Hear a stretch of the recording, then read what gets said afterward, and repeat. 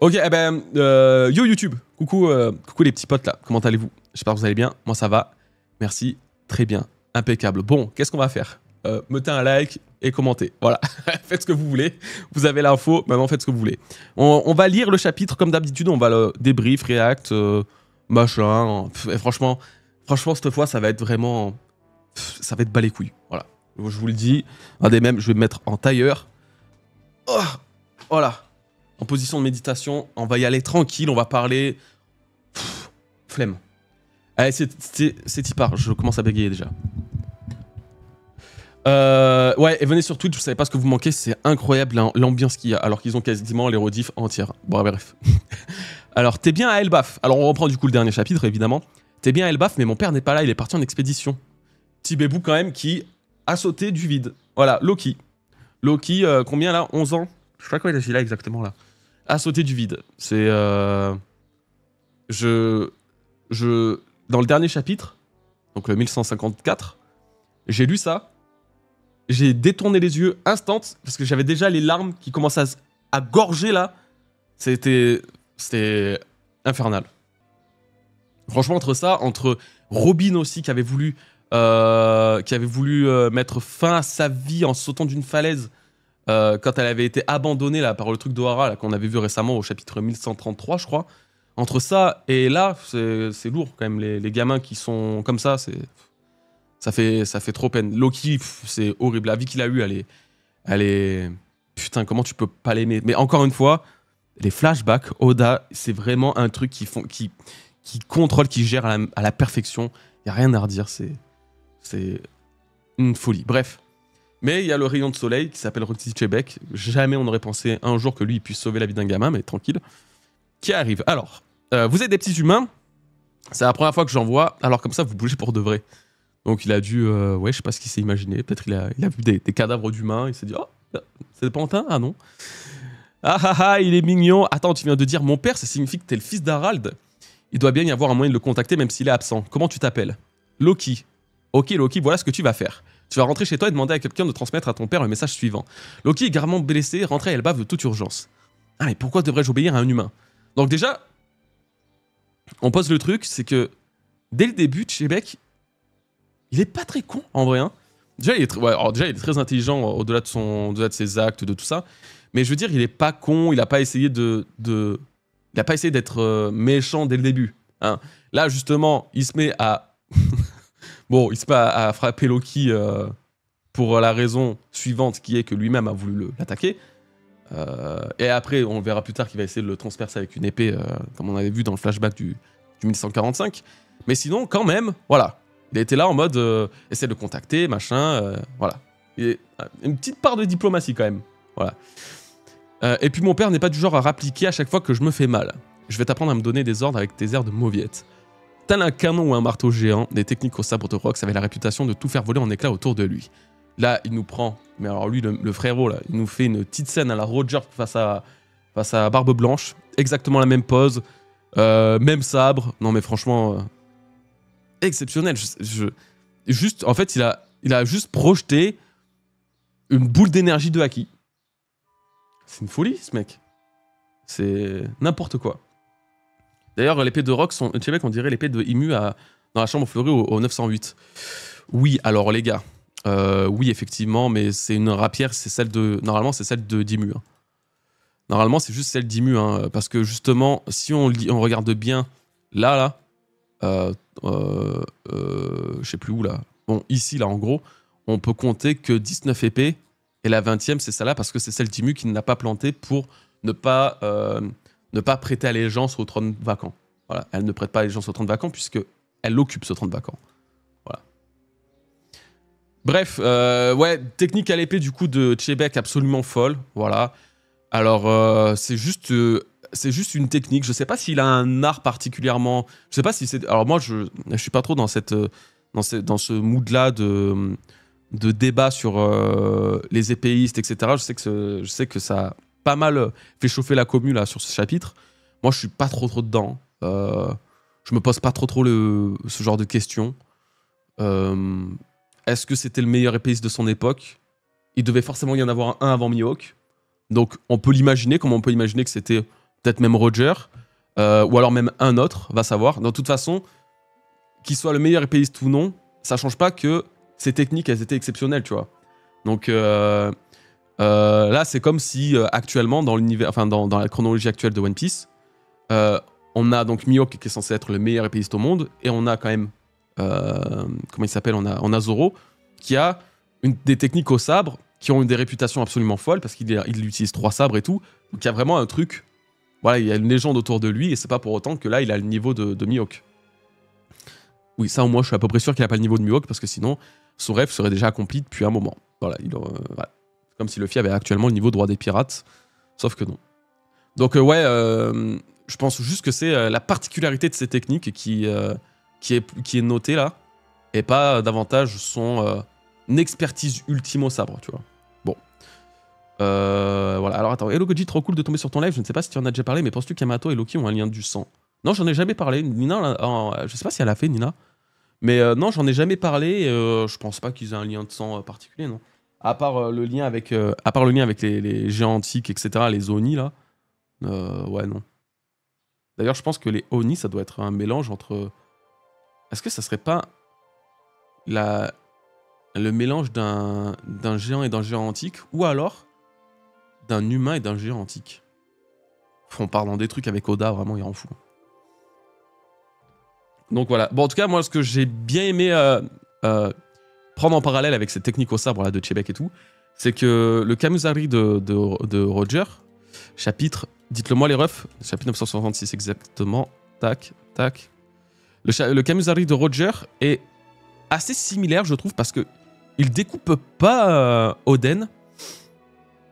En tout cas, on dirait pas. Il a plus tendance à le repousser vraiment hyper loin. Donc ça fait très coup de canon, justement, là. Donc est-ce que Roger s'est un peu inspiré de son style? Est-ce qu'il a un peu le même? Est-ce que... Voilà, je sais pas. Vraiment la même scène en plus, vous voyez, le parallèle entre les deux, exceptionnel. Ok, du coup. Oh là là, regardez, c'est terrible, Loki est gravement blessé. Bah voilà, du coup, il faut vraiment qu'on appelle son père. La rencontre entre Harald et ce fou allié avait eu lieu lors d'une rêverie passée. Pas moins de 5 rois ont été attaqués et kidnappés, c'est un enlèvement. Le coupable est un homme de grande taille vêtu de noir. Ce n'est pas en menaçant la vie de quelques monarques que l'on peut espérer intimider Mu. Oui, je m'en doute, mais à présent, la Terre Sainte est en proie à la panique. Pour la seule et unique fois de l'histoire, un intrus pénétra dans la salle des fleurs, le lieu le plus inaccessible de Marie-Joise. Conscient qu'il ne pouvait rien faire de plus, cet homme se présenta comme un adorateur de David Jones avant de repartir sur ces mots. Je reviendrai ici même. Ah, ouh, encore des petits frissons qui sont apparus là. Ouh, j'aime trop. J'aime trop. Vraiment, page de fou. Page de fou, pourquoi? Il n'y a quasiment pas de décor. Moi, je trouve que là, ces scènes comme ça, là, ou même cette scène comme ça, ou même juste le Chebek, là, les deux là, moi, je pense que Oda, par moment, il devrait appuyer sur ces scènes sans décor, fond blanc, petites particules et tout là. Oh, il y a déjà des OST de One Piece un peu ténébreux, un peu lugubres qui se lancent là. Oh non, mais c'est bon, avec le narrateur qui parle là. Sojite. Non, Monkey de Luffy. Oh non, c'est bon, c'est trop. C'est trop de frissons. Bref. On va en parler un peu quand même. Il y a de quoi. Donc, il a enlevé 5 rois. 5 rois. Qui sont ces 5 rois? J'en sais rien. Je sais même pas si on peut vraiment savoir qui ils sont. Pourquoi il a fait ça? Bah, il a fait ça pour, du coup, pour tenter de... Normalement, pour tenter de les échanger contre quelque chose. Parce que après, on les voit plus, en fait, ces 5 rois. Donc, je me dis quoi, il a dû vouloir les échanger contre quelque chose et il a pas réussi. Et il s'est barré pour pas être emmerdé. Voilà. Donc, qu'est-ce qu'il fout là devant Imu? Bon, déjà, on a Gunko là. C'est Gunko qui a les cheveux longs. Donc, du coup, c'était peut-être vraiment ces cheveux qu'on a vus dans le chapitre 1149-1150 là. Gunko qui est là, qui est la servante. Du coup, bien joué à ceux qui l'avaient dit. Moi, j'avais vraiment pas du tout pensé. C'était une folie. Est-ce que c'est toujours la même depuis le temps? Est-ce que c'était sa servante à cette époque-là et entre-temps elle a changé ou quoi? Je ne sais pas. Parce que je crois que c'est au chapitre... C'est quoi le 1122, je crois? Là où on la revoit? Ouais, c'est là. Donc là, bon, là, on dirait qu'elle est en italique. Là, c'est Gunko italique. Limite un peu du Small Criminal de Michael Jackson, là. Seigneur Imu, machin. Donc c'est censé être elle. Avec elle, sa couronne toujours plus grande, là. Je sais pas trop si c'est la même ou pas. Je sais pas. Je sais pas si... Enfin, oui, alors là, c'est bien Gunko, on est d'accord. Mais je sais pas si entre-temps, vu que là, ça fait 56 ans, si elle a changé entre-temps. Donc, ce qui est intéressant, c'est que... il y a 56 ans, c'est à peu près à la période où 4 ans plus tard, à peu près 4 ans plus tard, Brook aurait pris la mer pour devenir pirate.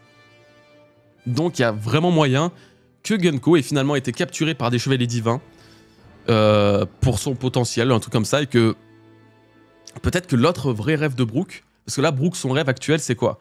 C'est de... Bon, il voulait devenir pirate, et là, il veut retrouver la boune. Mais, est-ce que son premier rêve, quand il disait après... Attendez, parce que en gros, Brook, il peut avoir plusieurs rêves. À l'époque, il voulait devenir pirate, donc ça, c'était son rêve. Mais on sait que les persos ont des rêves cachés. J'ai regardé parce que je crois que je buguais. Les persos ont des rêves cachés, donc quand il voulait devenir pirate, il avait peut-être un autre désir. Voilà, on sait pas lequel. Là, après, Gunko, à un moment ou un autre, était kidnappé. Donc, il est devenu pirate pour aller la récupérer. Enfin, il est devenu pirate parce que, du coup, c'était son rêve. Et peut-être son deuxième rêve, justement, c'était d'aller la récupérer. Genre, c'était son objectif. Ok, je vais accomplir mon désir d'être pirate, mais pour ça, je vais aller la récupérer, vu qu'il semblait avoir un lien. Donc, c'est peut-être pour ça qu'il a pris la mer réellement. Et après, il y a eu le truc de la boune, où quand il a vu, oui, ben, en gros, mon rêve officiel dans l'équipage des Mugiwara, c'est... Je vais aller récupérer, je vais aller retrouver la boune. Sauf que c'est pas vraiment un vrai rêve en soi qui apporte. Donc, il y a moyen qu'il veuille la libérer de quelque chose. Et ça peut être intéressant, du coup. Il a dû abandonner son rêve en la pensant morte de vieillesse. C'est très probablement pour ça, ouais, que du coup, il en ait pas plus parlé entre-temps. Donc là, le fait qu'il ait vu au chapitre... Oh, je sais plus, je vais pas chercher tous les chapitres non plus, mais vu qu'il il a vu sur Elbaf, il s'est dit, putain, mais en fait, depuis tout ça, elle n'était pas morte comme moi. En plus, vraiment, elle a eu la même malédiction que lui, c'est ça qui est pire, qui est horrible. Parce qu'elle, elle devait croire que Brook était mort. Et en plus, elle a perdu son esprit et tout, donc voilà. Elle devait croire que Brook était mort, sauf que lui, il avait le fruit de la résurrection, donc il a pu rallonger sa vie. Et lui, il a dû croire qu'elle était morte, sauf qu'elle a eu une espèce d'immortalité à travers de Imu. Donc c'est vraiment un parallèle entre les deux assez fou, assez crazy, quoi. Donc voilà, donc là, le fait qu'elle ait l'œil comme ça, je me dis, est-ce que c'est un œil d'Imu, tu vois? En gros, elle a lié son œil là à celui de Gunko pour tout voir à travers elle. Et peut-être son deuxième œil est lié à un autre personnage. Va savoir. PKPA. Voilà. Ok, 1147 et 1149. Ok. Insane in the Brain, ouais, exactement. Donc voilà pour Gunko là, mais c'était très bien vu pour ceux qui l'avaient. Moi, j'avoue que j'y pensais vraiment pas du tout. Voilà. Chebek, il fout quoi là face à Imu? Bon, Imu, alors bien sûr, excusez-moi, allez pas me dire que c'est un homme. Il semble trop une femme, c'est abusé. Son air là, c'est tellement fin, tellement aérien. Franchement, j'ai hâte de savoir si c'est vraiment un homme ou pas. Vraiment, j'ai très hâte. Au moins, on n'a plus cette question. J'ai plus cette question, moi, qui me perturbe là. Je trouverais ça trop stylé que ce soit une femme en vrai. Mais ouais, vraiment, encore une fois, très imuesque, quoi. Donc là, Chebek, il est là devant elle. Putain, assis vraiment. Mais quelle scène de baiser. Non, mais pardon, mais ça, mais on l'aurait jamais imaginé, cette scène, on n'aurait jamais osé l'imaginer. Pour le coup, c'était vraiment plus que prévisible que Chebek allait connaître l'existence d'Imu, connaissait l'existence d'Imu. Tout comme Roger devait la connaître également. Ça, pas de doute. D'ailleurs, dans l'une des dernières vidéos que j'avais fait, c'était le 15 juin. C'était l'espèce de courrier que j'avais fait à vos questions. Celle-là, là. Celle-ci. Eh ben, celle-là... Ouais... accompli, mais des échos qu'on a de lui aujourd'hui, le fait qu'il attaquait tout le temps le gouvernement mondial et surtout qu'il va devenir précisément le roi du monde, donc la place qu'a Imu aujourd'hui peut effectivement laisser penser qu'il sait des choses à son sujet. Déjà, ils connaissent les chevaliers divins, donc en vrai de vrai, ils ne sont... Ouais, voilà. Du coup, en gros, ils savaient quoi. Ils savaient. Je parlais de Roger et je parlais de Chebek en même temps. Donc ça, de ce côté-là, pas de grande surprise et encore heureux, j'ai envie de dire, limite. Donc pourquoi il est venu là? Moi, je pense qu'il est venu là, vraiment, je le disais tout à l'heure en intro, hein, il est venu là pour le trésor national de Maréjoise. Chebek, s'il a réussi à trouver cette salle, qui doit être justement liée à la salle fantôme là, que les gardes mentionnaient, encore une fois, au chapitre 1086, je crois. Non, même pas du tout, je suis trop con, 1084.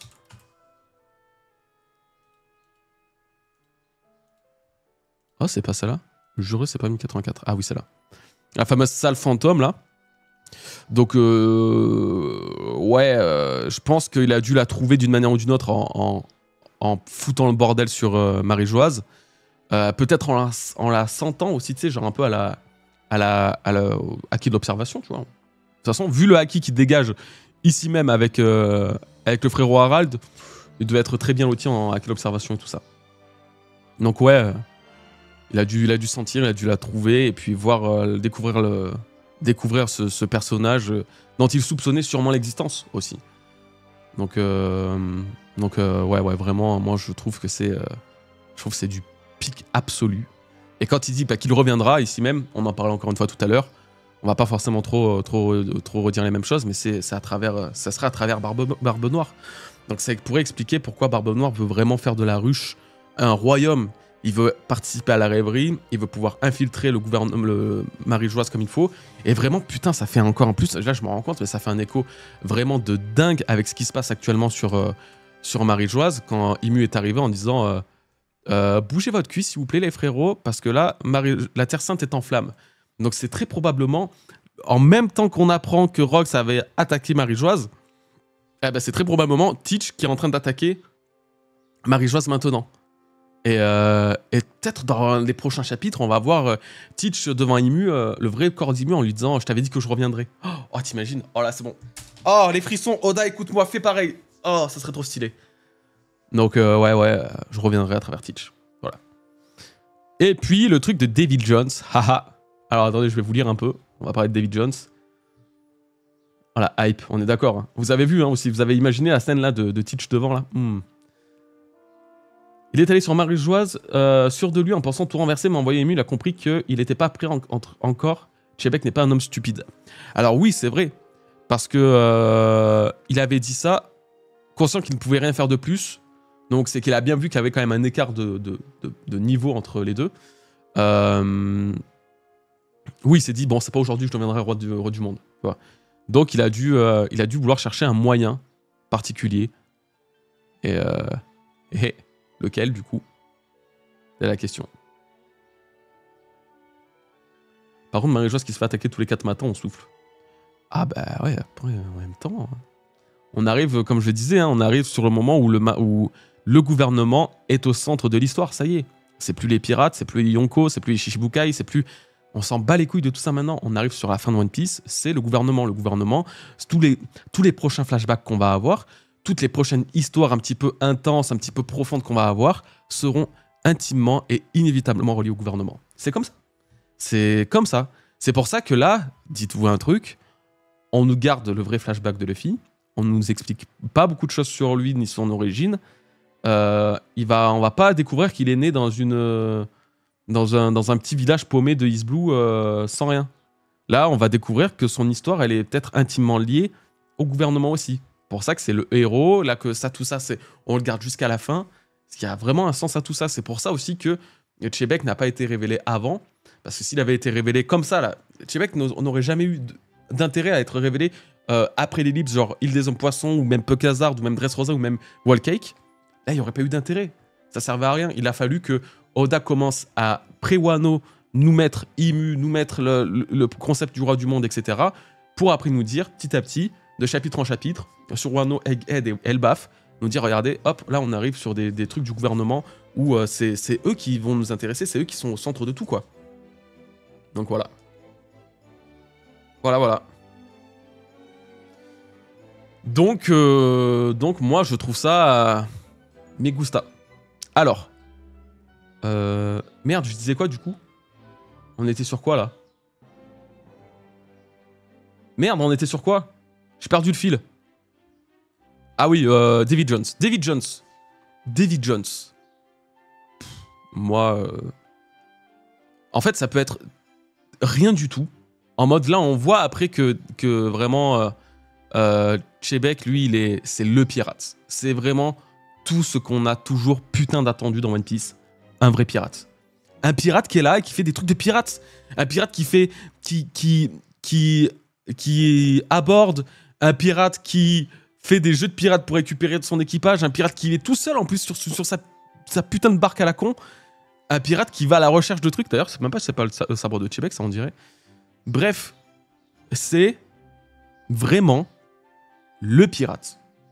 C'est le truc qu'on n'a pas dans One Piece, qu'on a toujours voulu. Et là, il est présent. Donc on disait que Teach, c'était le pirate, la représentation et tout de ça dans l'œuvre. Bah, son père, c'est là encore plus. Donc, vu que fan absolu du Davy Backfight, etc., véritable représentation du pirate, et que David Jones l'était également, David Jones, son jeu, le jeu à son nom a été inauguré sur l'île légendaire des pirates. Kiffe les trésors, maudit par le diable, tout ça. Bah écoute, oui, c'est... David Jones, en fait, c'est forcément un mec du siècle oublié, déjà, je pense. Enfin, forcément un mec de l'époque de Joy Boy. Parce que, en tout cas, dans One Piece, et je trouve c'est très rare qu'il t'intègre des trucs, des personnages comme ça, etc., avec une chronologie bien lointaine, où il t'explique bien que ça datait de tard l'époque, vraiment, sans que ce soit un truc qui date du siècle oublié. C'est pas un truc qui date d'il y a 100 ans, ni il y a 200 ans. Je pense vraiment pas. Sinon, ils auraient précisé, soit il y a quelques centaines d'années, soit ils auraient précisé l'année. Comme le robot, par exemple, de Marie-Joise, là, quand Emmett a attaqué Marie-Joise. Là, ils avaient dit que ça faisait 200 ou 300 ans. Voilà. Non, là, je pense que vraiment, ça date d'une époque où la première vague de piraterie, en fait, lancée par Joy Boy, quoi. Tout simplement. Tout simplement. Donc, David Jones, soit c'était un allié de Joy Boy, soit c'était un ennemi de Joy Boy, forcément connu par Imu, parce que je vois pas pourquoi en fait on nous mettrait ce genre de scène là comme ça. Tu sais, Oda il veut souvent faire passer ce genre de message. Merci Vanou pour ton sub, mon ref. Merci beaucoup, putain, vraiment, vous êtes généreux en plus aujourd'hui. Oubliez pas, si vous commandez du Oli, vous avez le code Gojiwara5 pour 5 € de réduction sur votre première commande, et Gojiwara tout simple, juste comme ça, sans rien, pour 10% de réduction sur toutes vos commandes. Voilà. Si vous voulez soutenir aussi et si vous voulez passer une commande, que vous en buvez ou quoi, n'hésitez pas. Merci beaucoup les refs. J'ai vraiment pas l'habitude de le dire parce que moi je suis vraiment trop nul pour les placements de produits. Moi je sais pas gagner de l'argent, moi je sais pas comment faire ça. Faut que j'essaie de... Bon bref. J'essaierai de m'entraîner. Bon, dans tous les cas, ouais.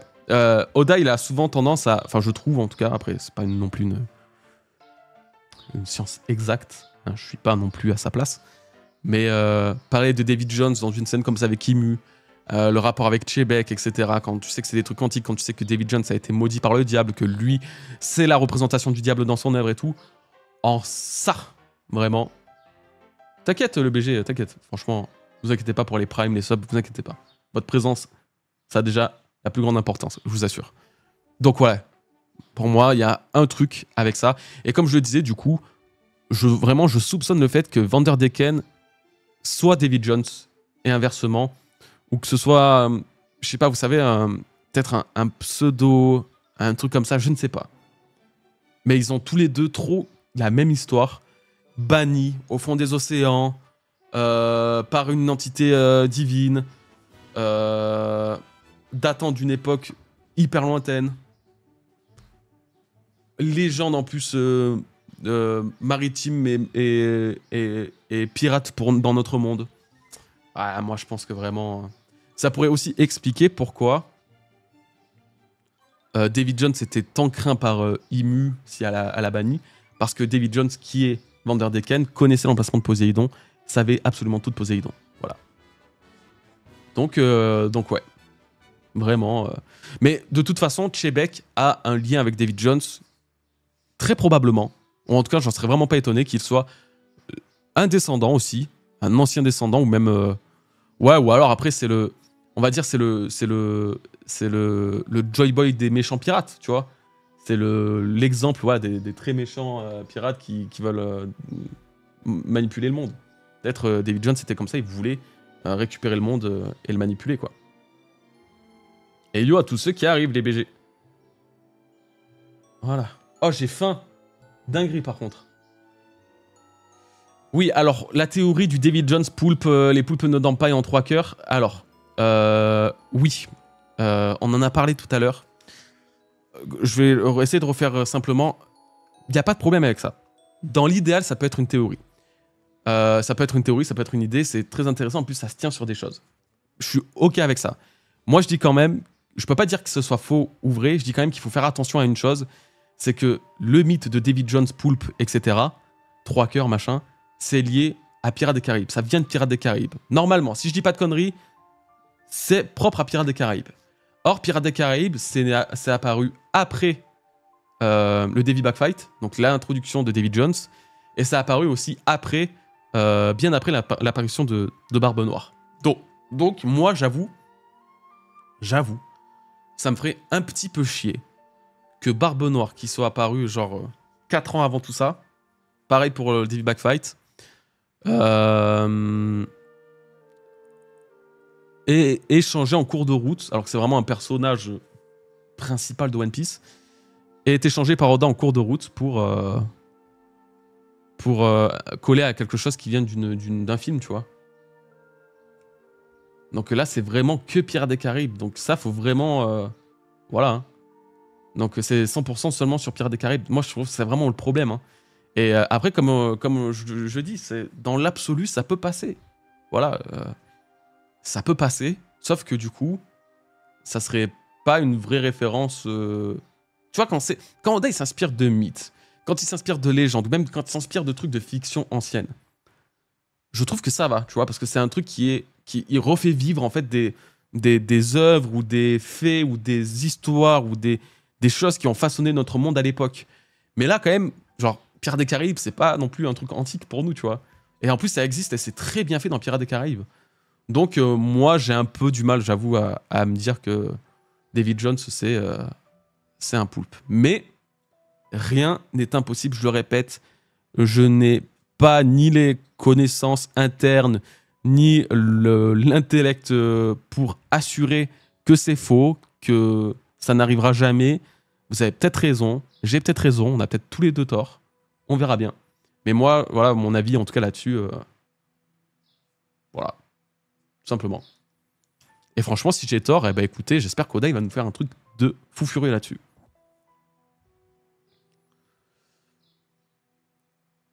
Alors, oui, le mythe de Davy Jones existait avant Pirates des Caraïbes, on est bien d'accord, sauf que normalement, et encore une fois, de ce que j'ai fait en recherche, à aucun moment Davy Jones c'est un poulpe avec 3 cœurs. Voilà. Sauf si, du coup, Oda et comment il s'appelle, et les réalisateurs de Pirates des Caraïbes se sont inspirés d'un même mythe que je ne connais pas, ce qui est mais plus que possible. Sauf dans ces cas-là, normalement, Davy Jones n'a rien à voir. Le vrai Davy Jones n'a rien à voir avec le Davy Jones de Pirates des Caraïbes. Voilà. Tout simplement. Et merci Silwan pour ton sub. Salut Goji. Putain. Je pense que je vais rename la chaîne et on va s'appeler Goji. Hein. J'aime trop. Hein. Ça flatte tellement mon ego. Moi, je prends. Hein. Quand on n'a pas beaucoup confiance en soi, vous savez, ça fait du bien. Bon, allez, on passe à la suite. Tac, tac. Mais sinon, voilà, bon, scène de fou. Tout de fou, quoi. Tout de fou. Alors, cet incident ne fut évidemment pas révélé, rendu public au public. C'est moi qui l'ai rajouté, ça. Cependant, le hasard voulut qu'une autre incursion ait lieu ce jour-là. Alors ça, je pensais que les Tenryubito de nos jours étaient dégueulasses. Mais alors ceux de l'époque, c'est encore un délire. Lui, là, j'entends déjà une voix de con. J'ai l'impression qu'il se moque. Je lui ai envie de lui foutre une baffe. C'est une folie. Même tous là, non mais de toute façon ils sont vraiment tous des grosses têtes de blaireaux, c'est une dinguerie. Bref, regardez, il est encore plus grand qu'un géant, je le veux comme esclave, non, mieux vaut le tuer et l'empailler. Garde, protégez vos maîtres, voilà, lui on dirait Zoro, n'importe quoi. Alors ça brûle, je sais bien que les négociations ont échoué, que ma présence ici est illégale, mais vous avez vraiment besoin d'aller jusque là. C'est le type qui a enlevé les rois, ne le laissez pas s'échapper. Non, c'est pas moi, vous vous trompez. Un amiral a été terrassé, son agresseur se dirige vers le palais, soyez vigilants. Ça commence à faire beaucoup de fauteurs de troubles. Donnez-moi le plus grand. C'est lui qui a kidnappé les rois. Il n'est pas question que je porte le chapeau. Je vais le capturer illico. Et un géant sur la Terre Sainte. Il débarque de sa campagne ou quoi? Et là, la puissance et tout. Incroyable haki. Tac, tac, tac. Putain, ça. Trop stylé. Harald. Pouah, Harald. Mais vraiment. Mais vas-y, Harald, fais-moi un boulot, quoi. Allô? Wesh, c'est qui a dit ça? N'importe quoi. Mais bon, bref, Harald, trop stylé. Harald, le choc entre ces deux inconnus fait disparaître toute présence humaine dans un rayon de 2,5 km. Ça, faut qu'on en parle. Dis-moi quel est ton nom? Harald. Moi, c'est Rox. Je sais pas pourquoi il se présente en Rox, d'ailleurs. Très bizarre, ça. Hein. Pourquoi Rox? Genre, Luffy dit pas, moi, c'est Monkey. Moi, c'est Portgas. Ah, moi, c'est Trafalgar. Ah oui, Trafalgar, ouais. Ça peut passer. Mais bon, c'est bizarre, le Rox, tu vois. Ta prochaine attaque dirige-la contre la ville. S'il te capture, tu seras fait en esclave. Hein, pourquoi? Pose pas de questions. Et là, du coup... Ah là, ils ont du coup vraiment fracassé... machin. Ok, d'accord. J'avais pas bien lu ça, tu vois. Pose pas de questions.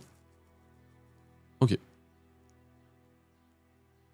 Non, en plus, dès le début, Chebek, il a voulu aider Harald. Donc j'aime bien, moi, cette bromance qu'ils ont, là. Bon, bref. On en revient au truc. Il y a un truc que j'ai pas dit. Moi, en fait, ça m'a... Je vais vous avouer, je l'ai pas dit juste par flemme. Je savais pas quoi dire. Pourquoi Harald est en feu?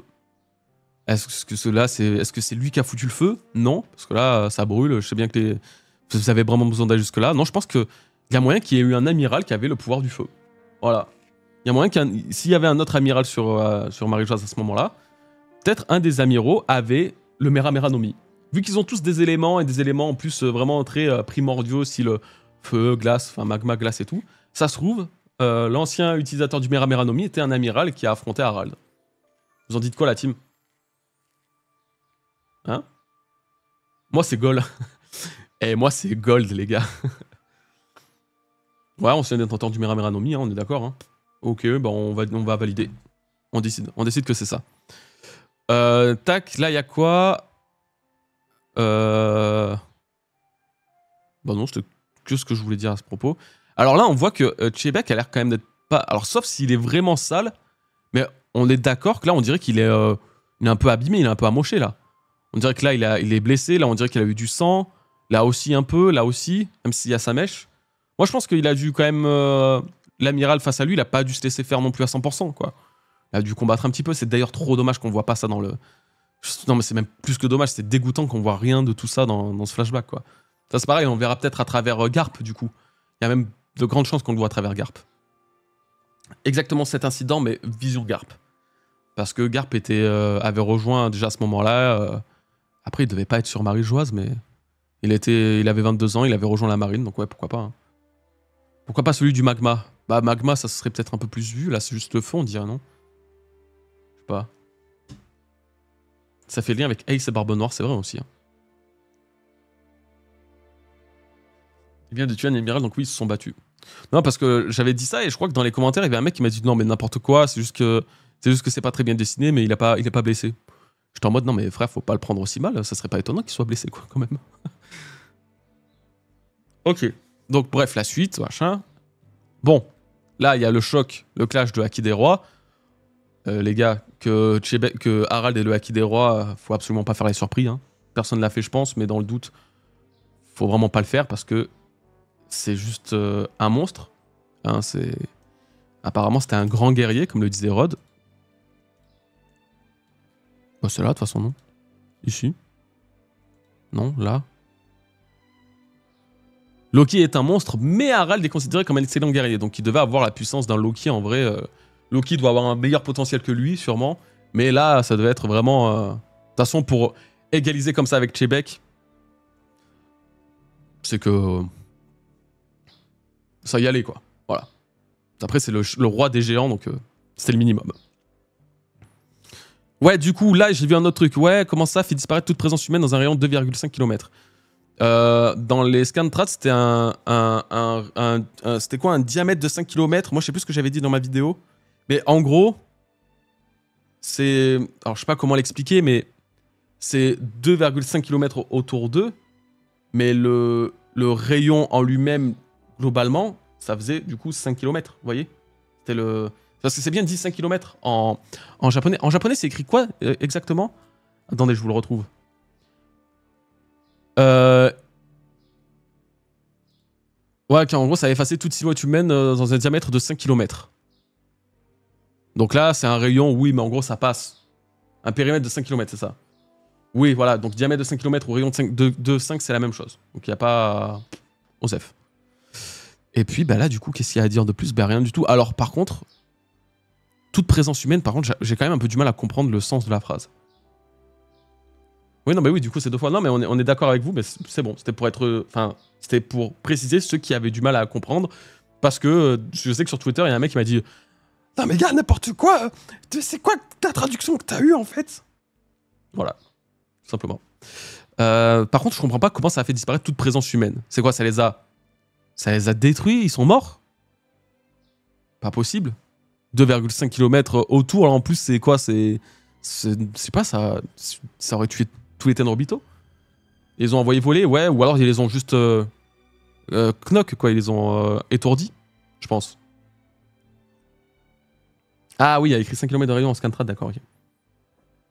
Juste balayer, ça va vaporiser. Oh, si ça a vaporisé les dragons célestes, putain, vraiment, mais il faut qu'il y en ait plus souvent des clashs comme ça. Vaporiser, mais je sais pas s'il faut le prendre vraiment littéralement, mais bon, bref. Alors, vas-y, on continue, parce que ça, du coup, bah, c'est bon, on l'a vu, hein, bête de haki, bête de trucs, trop stylé les deux. Moi, j'aime bien leur relation. Et d'ailleurs, non, mais ça, on le verra après. Parce que du coup, il va vraiment le dire, donc voilà. Par où se trouve Elbaf? Le nouveau monde est de l'autre côté. Si tu survis à Harald, je serais ravi de te revoir. Et puis quoi encore, je ne fricote pas avec les bandits dans ton genre. Ah, mais tu sautes carrément dans le vide.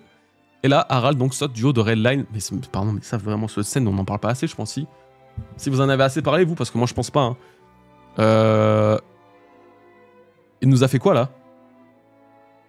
Comment il survit à ça? 10 km? Ouais, bon, en même temps. Je veux dire, comment il survit à ça 10 km alors que son fils, il a littéralement survécu à l'âge de 30 secondes. Il a survécu à une chute d'Elbaf, donc ouais, pourquoi pas. Ouais, les géants sont vraiment faits différemment. C'est une dinguerie. La dynastie Harald, là, pouf. Bref, il saute du trottoir, ouais, ça doit être ça, ouais. Bon, Chebek, il devait pas être... Chebek, il devait être en mode, attends, moi, je suis pas un géant non plus, hein, doucement. Hein. Bref. L'amiral de la marine vaincu par Rox un peu plus tôt perdit la vie malgré les premiers secours qui lui furent prodigués. Sossad. Donc moi, comme je vous l'ai dit, je pense que c'était le héros de la marine de cette époque-là. Moi, j'aimerais bien que ce soit vraiment le mec qui avait donné envie à Garp de se lancer dans la piraterie. Ce serait trop stylé, je trouve. Voilà. Ça, faites dans ce que vous en voulez. Voilà.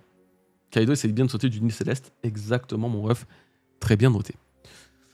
De par les crimes qu'il a commis ce jour-là, Rox acquit une renommée aussi sinistre que fulgurante et choqua le monde entier. Et là, on va s'arrêter déjà là-dessus avec sa putain de prime de con qui ressemble à Baggy le clown. Voilà. Donc, bah, on en fait quoi de ça, de cette histoire? Vous en pensez quoi? Moi, j'en ai déjà un peu parlé. Je veux voir ce que vous en pensez vous-même. Vous pensez quoi du rapport Baggy Chebek? Vous pensez que c'est un lol de la part d'Oda? Est-ce que vous pensez qu'il y a un vrai lien? Vous pensez quoi? Je vous lis là. Ah, j'avoue quand même, putain. Putain, et là, si Baggy c'est pas un dit, frère, mais je pète mon crâne. Baggy c'est un dit. Baggy c'est un dit, son meilleur pote c'est Shanks, un dragon céleste. Tous les deux vont apporter la paix dans le monde. Écoutez-moi quand je vous dis ça. Hein. Et yo à tous ceux qui arrivent, les BG. Putain, on est 400 quand même. Franchement, ça se voit que le chapitre a plu. Hein. Bienvenue à tous. Troll d'Oda in my opinion. Waouh, avec un anglais qui est un peu déraillé sur la fin, pas trop assumé. Je viens de visionner ta review super comme d'hab, merci beaucoup mon ref. Baggy a forcément une famille spéciale dont on ne connaît pas son nom. Oui, surtout que c'est un des persos préférés de Oda, donc si ce n'est le perso préféré d'Oda. Il aime juste trop Baggy. Pour moi, c'est une certaine façon... Baggy pour moi est une certaine façon de Chebek. Ok. Alors oui, t'as vu le coup de Xebek en vietnamien, ça veut dire Baggy en anglais? Oui. Alors je l'ai vu, oui, parce qu'on avait parlé. Et non, là, je sais pas trop quoi dire. Je sais pas si ça peut être à la fois une folie. Ça peut être à la fois une... ça peut être à la fois totalement un truc d'Oda propre à lui, comme... je sais pas, est-ce qu'il serait vraiment allé... Mais d'un côté, oui, il en est capable. J'allais dire, est-ce qu'il a été jusqu'à chercher Baggy en vietnamien, Xebek en vietnamien, ça veut dire Baggy, pourquoi en vietnamien? Mais ça n'a pas de sens. Ça n'a pas de sens.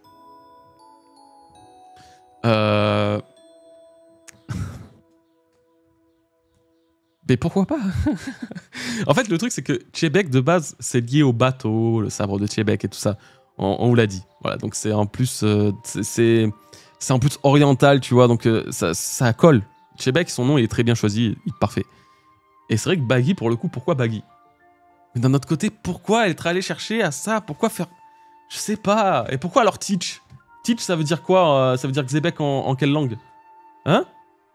Je sais pas. Ouais, le live sera sur YouTube demain, vous inquiétez pas. Et il y a tous ceux qui arrivent d'ailleurs. Bon, pour moi c'est un troll de doigt, ok. Par contre, j'espère qu'on n'aura pas trop de fils d'eux. C'est chouette d'avoir des grandes pirates qui viennent de familles random aussi. Oui, je suis assez d'accord aussi. Gauthier, tu penses que Baggy est le fils de Chebek alors que Saturne a dit que Barbe Noire vient d'une lignée spéciale? Bah, c'est pas impossible du coup, oui. C'est pas impossible. Baggy peut aussi venir d'une lignée spéciale du coup. Ça veut dire qu'il aurait tout prévu depuis le début, j'y crois pas, c'est juste du hasard. C'est vrai que depuis vraiment le début. Hein.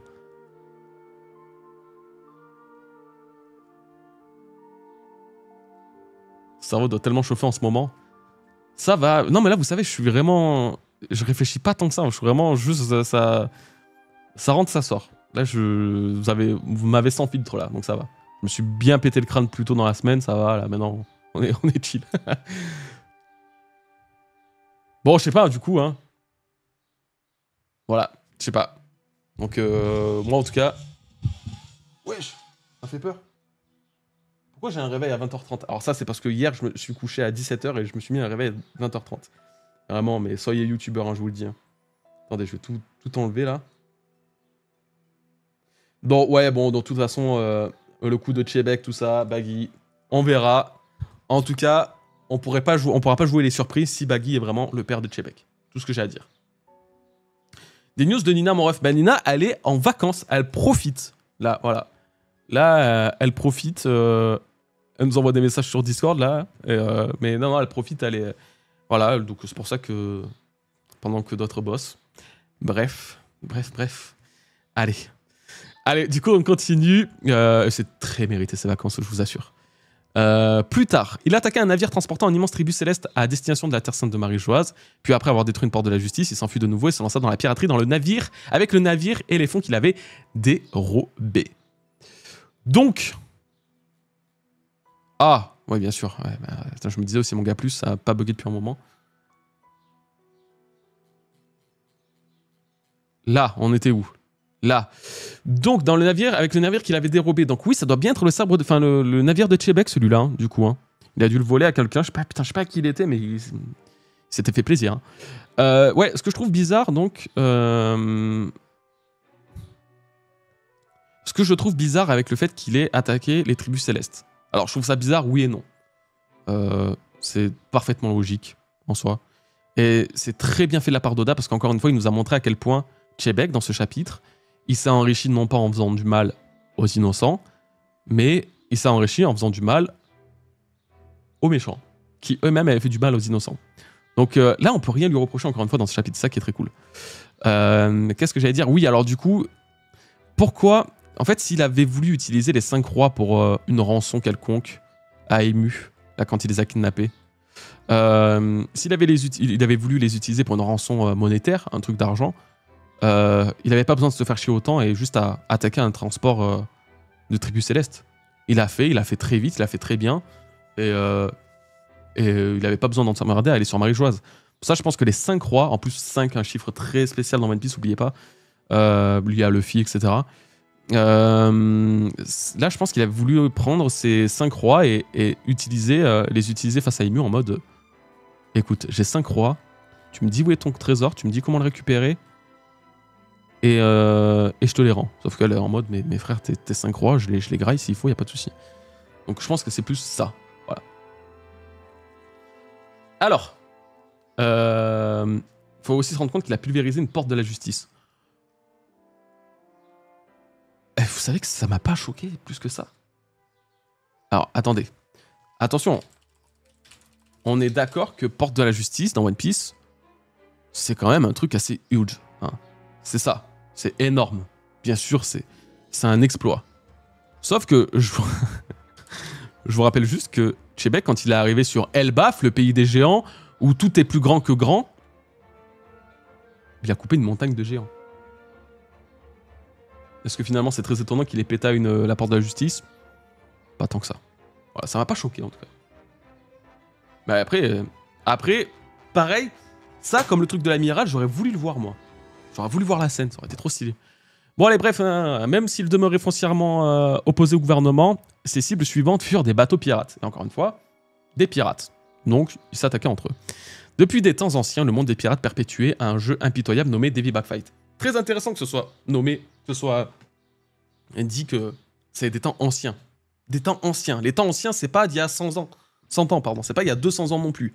Les temps anciens, c'est... Pouh, l'époque où... peut-être une période où on sait pas trop ce qui s'est passé pendant 100 ans, tu vois.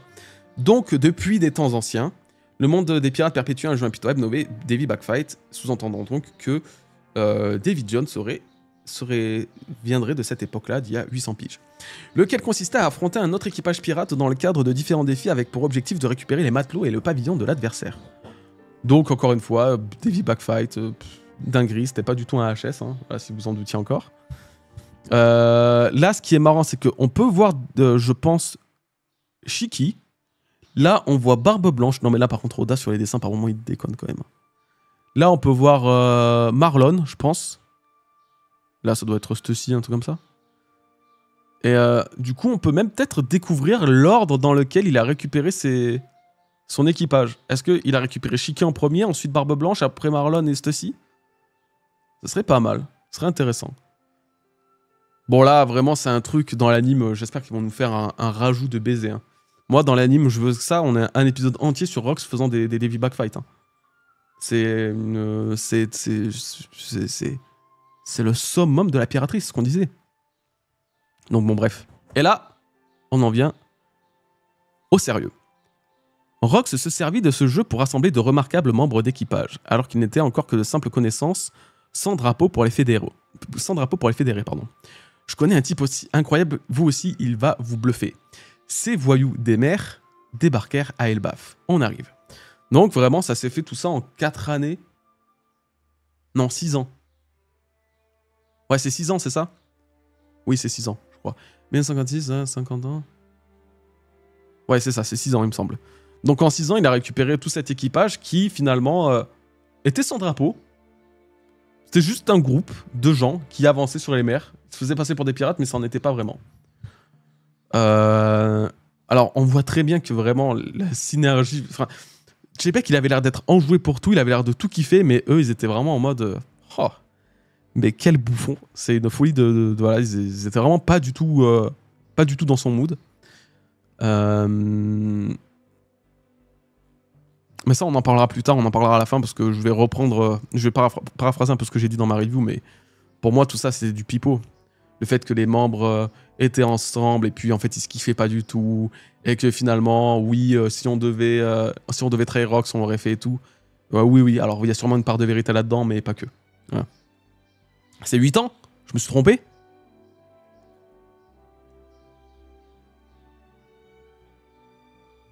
« 4 années après laquelle... 4 ans... Je sais plus, je vous fais confiance. Je vous fais confiance, les gars. J'ai pas envie de chercher, je suis fatigué. Je vous fais vraiment entièrement confiance. J'espère que vous n'allez pas me trahir. Ok. Donc ils arrivent à Elbaf. Oh là, et la scène de fou, vraiment Draven Kid, là, Stas Kid, c'est fou. Puis je suis rentré à toute vitesse, mais apparemment, tu es presque guéri, tant mieux. Très très belle scène.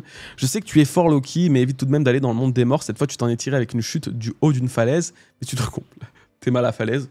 2 mondes distincts de Elbaf, ok. Mais tu dois comprendre que cet endroit regorge de dangers mortels. Mon père est vraiment revenu? C'est forcément une coïncidence. Ça ne peut pas être pour moi. Ah, petit bébou là, attends. Rox, ta mauvaise réputation te précède. Que viens-tu faire ici? Ah, enfin, je te retrouve. Rejoins-moi à Harald. Le gouvernement mondial reste sourd à tes demandes pas vraies. Cette fameuse journée t'en a donné la confirmation. Je me trompe. Ne dis pas de sottises. Si je m'associe à des malfaiteurs comme vous, les autres pays cesseront immédiatement de me faire confiance. Tu préfères subir la domination du gouvernement mondial. C'est ça? Non, j'essaie de trouver notre voie, tout le monde doit être égal. Arrête avec tes histoires à dormir debout, Elbaf possède les plus puissants guerriers du monde. Quelque chose vous déplaît, vous dégommez tout. On se sert, haha, qu'est-ce qu'il est grand, on kiffe. Donc voilà à quoi il ressemble le roi d'Elbaf. Bon, on s'arrête un peu sur un petit moment doux et mignon. Harald, on a tout à lui reprocher. C'est-à-dire que pour la paix du monde, il a mis de côté toute sa famille. il a abandonné Loki, il a abandonné Aerudine, mais en fait, c'est surtout Loki qui a le plus subi son abandon. Il a totalement lâché. Et ça, on peut totalement lui en vouloir. Sauf qu'il a décidé de se sacrifier. En fait, c'est un père de Usopp, mais en voulant faire les bonnes choses, pas égoïste. Voilà, il a voulu faire du monde un endroit meilleur, mais il a délaissé son gamin. Et ça, c'est quand même terrible. Et du coup, même lui, il est en mode, mais j'aurais pas pensé qu'il revienne pour moi, c'est pas possible, c'est une coïncidence. Alors que tu sais que Harald, il aime son fils. Ça se voit, il aime ses gamins, de toute façon. C'est vraiment pas le mauvais mec. Mais effectivement, il aurait dû peut-être pas dédier toute sa cause aux autres. Et un peu en laisser pour lui. Ah mais putain, mais vraiment, Loki, mais qui... Comment ne pas l'aimer, Loki? Ah vraiment, frère, impossible. Impossible. Donc là, qu'est-ce qu'on a? Bah du coup, ouais, ça, ok. Là, on a tout l'équipage des Rox, les premiers Rox en tout cas à être apparus. Avec, bien sûr, la proposition de Chebek à rejoindre, à Harald de le rejoindre dans son équipage. Et ça, mais PTDR, quand j'ai vu ça, j'étais en mode, c'est une folie. À quel point c'est totalement proche de ce que j'avais dit, mais on est aussi à l'opposé. Parce que c'est vraiment ce que j'avais dit au chapitre. Bah, en fait, ce que j'avais dit dans la review du chapitre 1152 en mode, bah, de toute façon, ce flashback il prend tellement loin dans le passé qu'on va avoir comment on appelle ça? On va avoir la partie des Rox. On risque de voir Chebek. Vu qu'il est apparu sur Elbaf et tout, ça serait pas con. Ce serait même plutôt logique, en fait. Donc ça, et du coup, j'avais dit un truc. Pour masquer l'implication de Roger dans sa défaite, est venu sur Elbaf, peut-être et contre toute attente, que la révélation du plus grand capitaine de son époque, le sauvage de God Valley, sera faite là dans les prochains chapitres, durant le flashback d'Harald, dont la force et la colère auraient parfaitement scié à un capitaine comme Chebek. C'est vrai, c'est ça, c'est confirmé. C'est cool. Alors moi je pensais qu'en fait Harald, vraiment dans ma tête, premier degré, quand j'avais fait cette review, cette théorie, j'étais en mode Harald, là vu comme il est fou à la fin du chapitre 1152, on va l'avoir pendant au moins peut-être 1 ou 2 chapitres comme ça, où on va voir un peu le sanguinaire d'Elbaf, etc. Et finalement ça s'est arrêté direct après, il a trouvé une meuf, il a fait ok finalement, on va rester tranquille. Elle m'a foutu une baffe, ça m'a reset, tout ça tu vois. Il y a eu ce truc où Ida est arrivée, elle a directement stoppé mes plans. Mais il y a quand même le truc de la révélation de Chebek dans ce flashback qui est vraiment stylé. Et donc en plus de ça, il lui propose de rejoindre l'équipage. Franchement, je vais vous dire très honnêtement, Chebek il a pas eu de cul. Il serait venu à l'époque, s'il n'y avait pas eu, en fait tout simplement s'il n'y avait pas eu Ida, Harald il aurait été totalement avec Chebek. Et même j'ai envie d'aller plus loin. Le gouvernement a chaté, excusez-moi du terme, que Ida ait assagi Harald. Parce que s'il y avait eu le combo Harald et Chebek, Philippe et Chebek bien sûr, face à eux, je pense que, oulala, plus les Rox, plus les géants d'Elbaf, non mais c'était mort. En fait, Ida a sauvé le gouvernement mondial. Titre de la vidéo. Ida a sauvé le gouvernement mondial. Ida l'infiltré. Voilà. Ils seraient pas allés sur Marie-Joise sans Ida. C'est vrai, mais c'est pas pour autant qu'ils auraient jamais pu se croiser. À l'époque, regardez, excuse-moi, mais à cette époque-là, le frérot Harald, il faisait des raids de partout. Alors me dis pas qu'il se serait jamais croisé avec Chebek. Tu vois? Donc Ida a bien sauvé les miches du gouvernement. Ida est peut-être émue. Qui sait? Je rigole, c'est bon. On passe à la suite parce que c'est bon, le suçage là, c'est bon. C'est du passé, ça, Elbaf a évolué, on ne change pas sa nature profonde. Toi et tes sujets, vous êtes nés pour combattre. Il a totalement vrai quand il dit ça. Quand on voit le Domi-Riversi de Imu, c'est bien la preuve que oui, effectivement, on ne change pas les natures profondes comme ça, surtout des guerriers. Vous aussi, ça vous concerne. Si vous suivez cet homme, il vous mènera à votre perte. Et là, moi, j'aime trop ce passage. Nous, le suivre, un abruti comme lui, elle est bien bonne. On est indépendant. Nous, si Chebek, si Rox venait à mourir, ça nous ferait ni chaud ni froid. Donc on a Shiki, la crapule, alors que normalement, c'est Yakuza. Attendez, je vais vous dire si c'est le bon terme, mais normalement, c'est Yakuza. Attendez, non mais je vais vraiment voir s'ils ont... fail à ce point-là ou si c'est vraiment... Attendez. Attendez 2 secondes, parce que là, crapule, c'est grave quand même. Crapule. Crapule, non, faites pas ça, les gars. Dans 2 secondes. J'essaye de voir en japonais.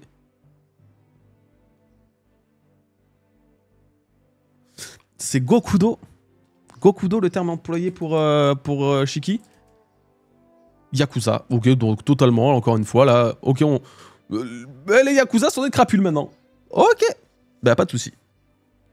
Pas de soucis. Je trouve ça quand même... on va dire que ça change rien à l'histoire, ça change rien à l'œuvre, ça change rien au chapitre. Mais ce serait quand même bien de... Apparemment, en plus des comment on appelle ça, je sais pas, des termes qui ont pas l'air d'être très compliqués à traduire, ce serait bien quand même de les mettre comme il faut, quoi. De pas trop dénaturer. Bref. Moi, je sais pas, c'est pas mon métier, et je suis pas japonais non plus, je comprends pas tout pour autant. Je fais que me baser à Google. Donc, oui, on a là, certes, c'est son plan, séduisant, on pourrait nous rapporter gros. Tu as déjà entendu parler de l'île pénitentiaire de Ruche. On appelle aussi l'île des pirates, c'est là-bas que chaque pays envoie les détenus les plus problématiques. Donc Miss Bakin, Don Marlon. À la base, ça devait juste être une île déserte où on laissait les condamnés mourir de faim. Mais ces dernières années, ils sont parvenus à survivre et ont formé une clique. Pour quelle raison, à ton avis? Cette île abritait un gisement d'or, ça a été très bien traduit.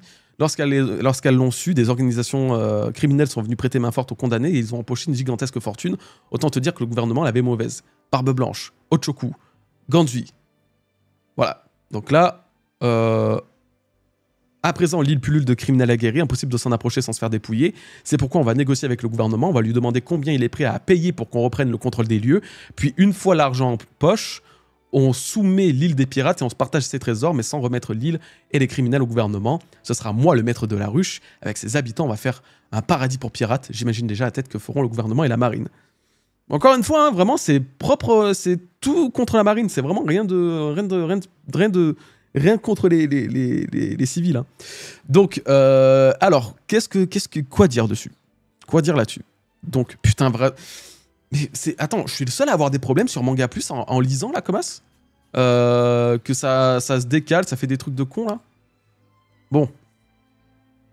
Moi, je disais que je ne crois pas les Rox quand ils me disent ouais, c'est des conneries, Chebek, on s'en fout de lui, etc. En fait, il y a une part de vrai, mais beaucoup de faux aussi, je pense.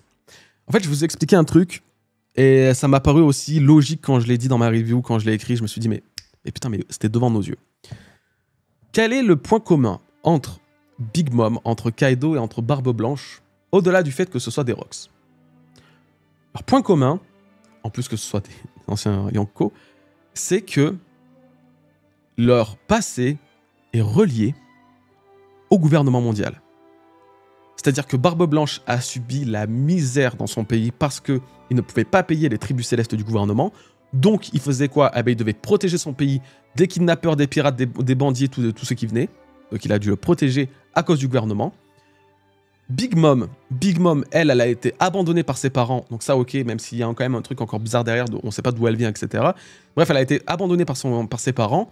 Mais surtout, elle a été récupérée par quelqu'un qui voulait faire d'elle un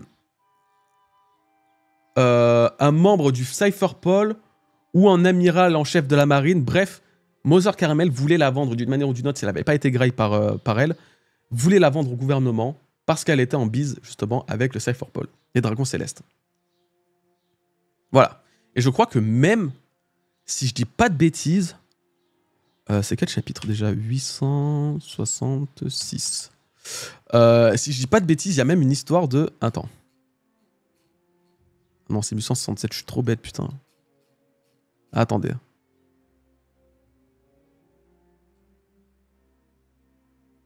Voilà. C'est ici.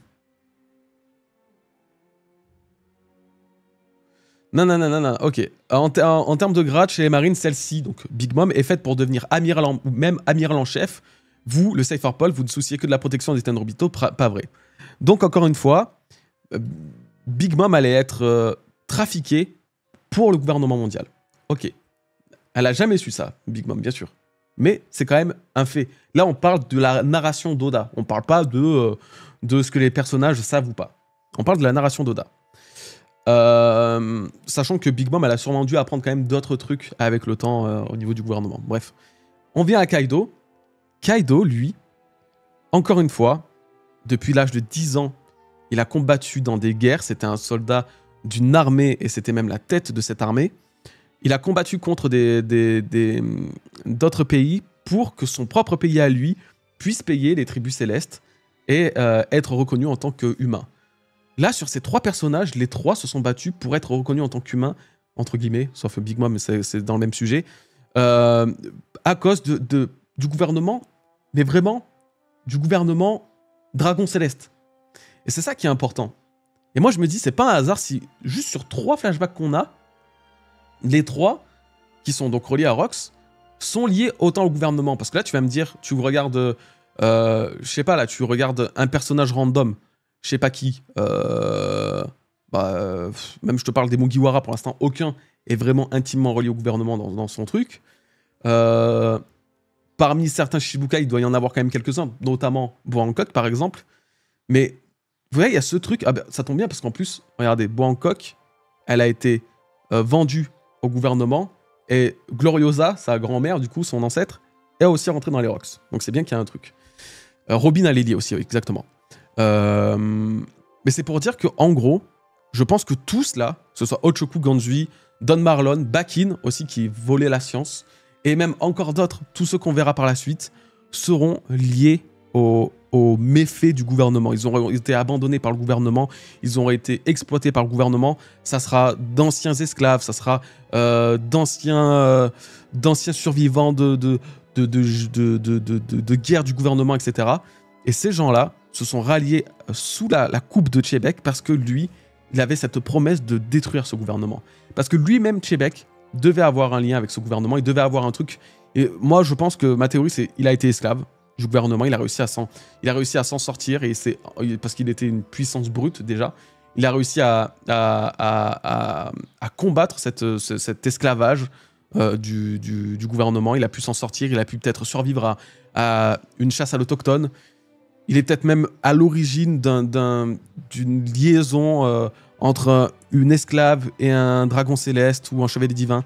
Je ne sais pas, mais il y a un truc comme ça avec Chebek. C'est obligé. Ce chapitre nous le prouve vraiment. C'est dédié. Ce chapitre, c'est la haine d'un pirate envers le gouvernement et comment il veut tout faire pour le remplacer.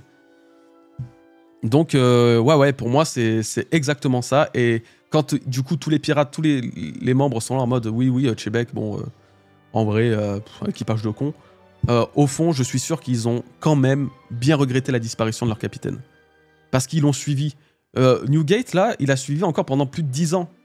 Minimum, hein, du coup, rien que pour Newgate. Hein. Les autres, je sais même pas. Mais il a suivi Chebek pendant plus de 10 ans. Me dis pas que lui, il avait pas la puissance pour se faire son équipage pirate. Me dis pas qu'il ne pouvait pas faire quelque chose comme ça. Non. Lui, il s'est dit, vas-y, je suis. Ok, vas-y, Chebek, montre-moi. Donc non, ils avaient tous la possibilité de rebondir. Ils l'ont tous fait d'ailleurs une fois que Chebek a disparu. Mais voilà quoi. Je trouve que Patty ressemble beaucoup à Ganzui. Exactement. Exactement, t'as totalement raison. Les dragons célestes sur place n'avaient pas l'air de connaître Chebek. Mais ça, on s'en fout, en vrai. Parce que en gros, ils n'ont pas besoin de le connaître pour que celui-là, que Chebek ait un lien avec eux. Le gouvernement, enfin le dragon céleste, eux, ils voient pas des visages, ils voient pas des noms, ils voient des objets, tu vois. Donc Chebek aurait pu être le fils de l'un d'entre eux et grandir pendant 15 ans sous son ombre, qu'il ne l'aurait jamais remarqué, tu vois. Donc c'est pour ça, ouais, je pense que moi, les Rox, comme je l'avais déjà dit par le passé, ce sont les premiers révolutionnaires. Voilà. Les Rox sont l'inspiration de Dragon pour combattre la monarchie des dragons célestes. Donc voilà. Moi, je suis sûr qu'ils ont tous pleuré quand Chebek est mort aussi. Franchement, je suis persuadé. Je suis persuadé qu'ils l'ont machiné. Et je pense que vraiment, la mort de Chebek, elle va être vraiment touchante. Parce que je fais que le dire depuis le début, mais Chebek est vraiment dépeint comme un personnage qui est attachant. Il est attachant, il est intense, il tu sais, t'as envie de le suivre, tu le comprends en fait, tu vois. Et alors là, prochain chapitre, on a encore un truc sur les Rocks et on voit attaquer des femmes, des enfants. Non, bon, voilà, bien sûr, ça va briser un truc. Mais voilà. Voilà. Donc on passe à la suite. Ceci dit, ah oui, du coup, le truc de la ruche. Bon, bah, la ruche, Manga Moi, je pense, avait peut-être pas très bien traduit parce qu'il parlait d'un trésor, alors que là, c'est un gisement d'or. Peut-être il y avait un problème de traduction là-dessus. Bon, après, ça, c'est pas grave, ça arrive. Eux, ça peut arriver. Manga Moins, qu'ils fassent des erreurs de trad, eux, c'est pas grave. Ils ont le droit, ils peuvent en faire tout le temps s'il faut, c'est pas grave. Hein, contrairement à d'autres. Je suis désolé, en fait, c'est que j'ai toujours le seum de me dire que il y a tellement de choses qui se perdent déjà entre la traduction japonaise et française que quand il y a des choses assez simples que même quelqu'un qui ne connaît pas le japonais comme moi ou même comme vous peuvent, à travers quelques petites recherches, découvrir, comprendre le vrai sens. Moi, je me dis toujours, mais franchement, pourquoi Glénat ne fait pas cette attention supplémentaire? Alors, par moments, ils traduisent parfaitement à la perfection, il n'y a rien à dire. Mais d'autres moments, je suis vraiment en mode, putain, mais c'est dommage, en fait. C'est dommage. On mérite. Voilà. Nous, en tant que fans de One Piece, en tant que consommateurs exceptionnels de manga, on mérite qu'il y ait le minimum de fautes. Après, le problème, c'est que là aussi, je suis pas dans la... Je sais pas ce qui se passe, en fait, en interne. Je sais pas comment quelles sont les conditions de travail. Et ça se trouve, elles sont désastreuses. Ça se trouve, ils font vraiment comme ils peuvent. Et ils galèrent. Et ça serait sale de ma part de les critiquer pour ça, alors qu'ils font comme ils peuvent. Mais c'est vrai que c'est pas la première fois qu'il y a des problèmes et qui peut changer quand même pas mal la narration des choses.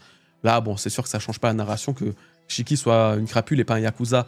Mais quand même, tu vois, si plus tard on apprend que Shiki a un lien avec Wano et tout, ben, le fait que ce soit écrit Yakuza, ça a tout de suite plus de sens avec la société japonaise, la mafia japonaise, etc. Donc surtout que en plus, les Rocks sont tous... Crapule, c'est très large. Crapule, c'est un peu un hors-la-loi, c'est un peu quelqu'un qui fait des choses pas bien, tu vois. C'est un con, c'est un connard, une crapule. Alors que là, on voit bien que tous sont dans le crime, tu vois. Voleuse, gangster, donc mafieux. Lui, c'est gourou, donc tu vois, machin. Là, c'est contrebandier. Tu vois, comme je disais dans la review, je disais, putain, peut-être on va avoir un chasseur de primes. Par exemple, vous voyez, on n'a pas H d'argent. Peut-être que lui, ça va être un chasseur de primes, un assassin, tu vois, quelque chose dans le crime organisé, des trucs comme ça. Et je trouve que ça a du sens. Alors que là, tu vois Shiki crapule, surtout que Shiki est quand même le deuxième Rocks à avoir été véritablement dévoilé dans One Piece. Bon, c'est quand même un peu dommage, quoi, tu vois. Bon. Après, voilà, j'ai toujours une part de culpabilité en critiquant la trad FR parce que je peux pas m'empêcher de me mettre aussi un peu à leur place et de me dire que peut-être, par moment, on ne sait pas tout et ça peut être plus difficile que ça. Et j'ai pas envie d'être le connard non plus qui critique sans fond derrière parce que je suis pas comme ça en plus. Voilà. Alors, on va parler donc du coup de la ruche. Alors, ce qui est intéressant, c'est que là, il parle bien de... Même au chapitre 957, il parlait de Sengoku, il parlait d'une promesse de... Les Rocks, voilà, se sont formés autour d'une promesse de gain.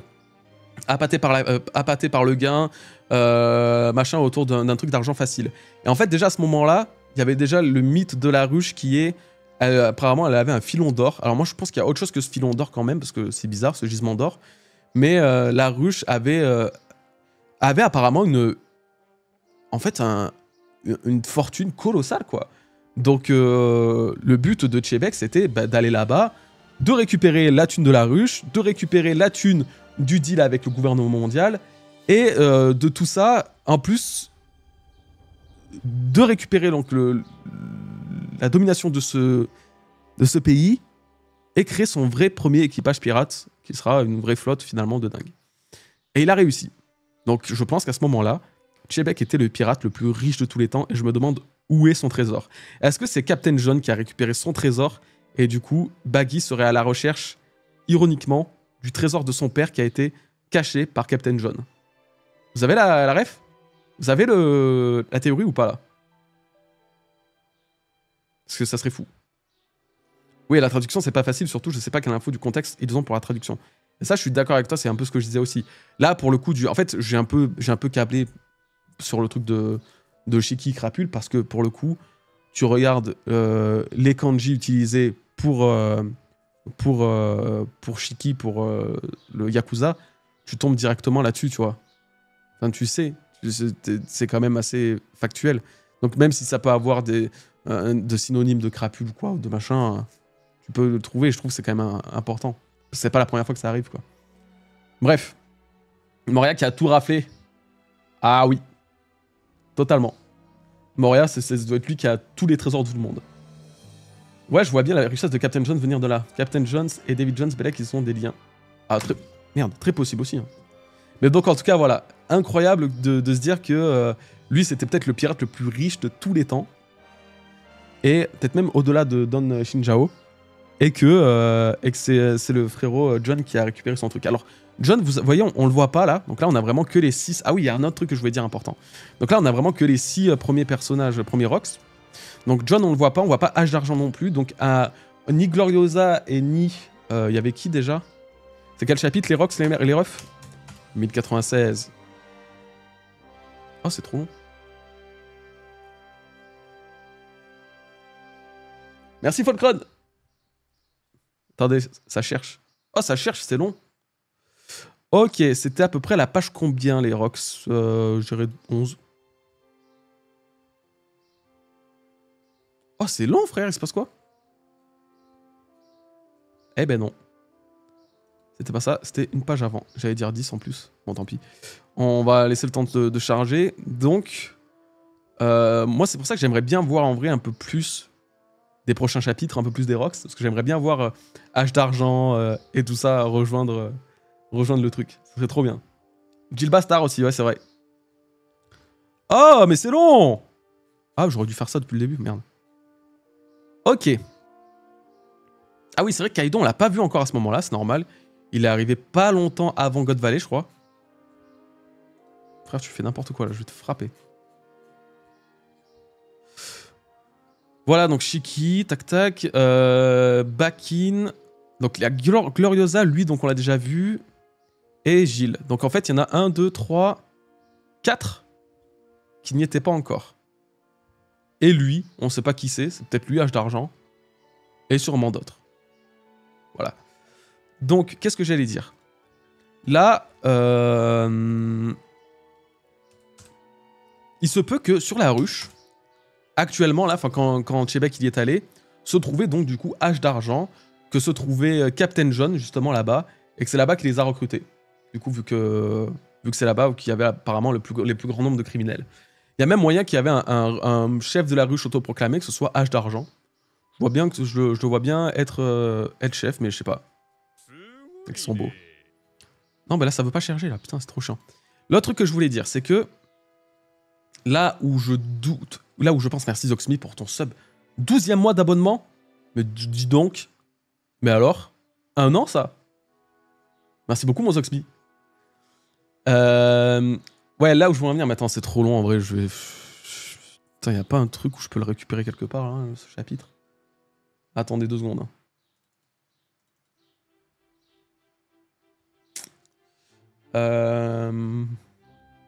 Là. Là. Donc.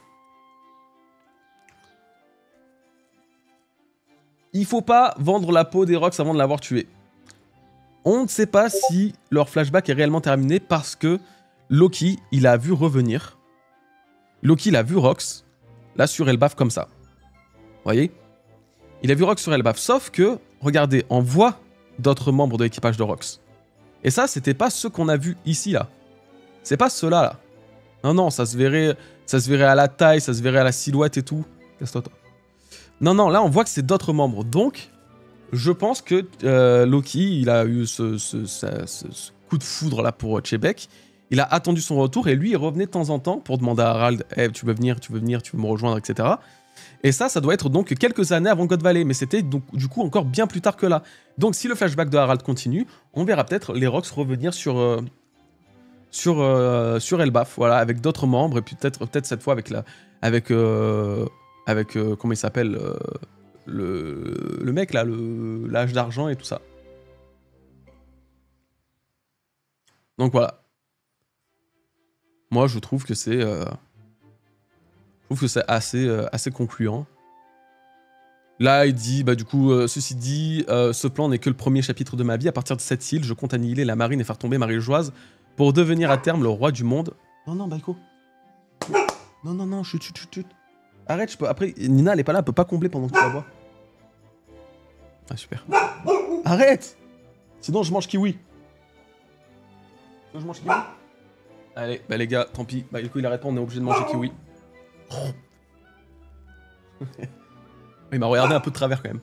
Attendez 2 secondes. J'arrive, je vais le faire taire. À coup de force. C'est faux.